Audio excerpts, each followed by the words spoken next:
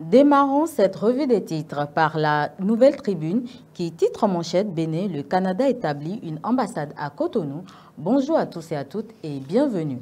Le quotidien met en gros titre Assemblée nationale, le 4e rapport d'activité de Vlavonu adopté. 8 ans de gouvernance de la rupture, pointe du ministère des Sports. Revitalisation de Ouida, le projet corridor culturel officiellement lancé. Commercialisation de l'essence relatée au Bénin, ce paillot qui s'impose au temps, défie les mesures et continue de tuer à la page 11 du journal. L'économiste écrit « Administration fiscale au Bénin, les fortes attentes des contribuables ».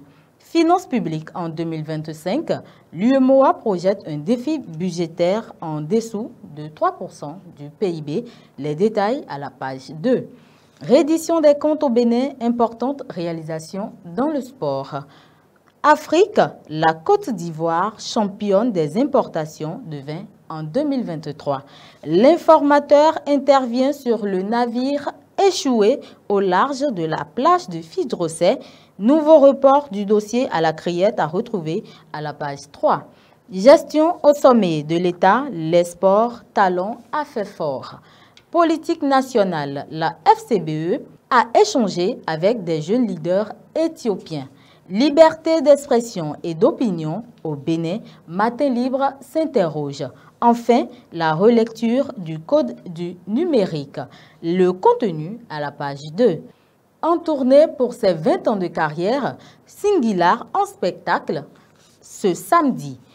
Ouverture d'une ambassade du Canada à Cotonou, le Bénin remercie les autorités canadiennes.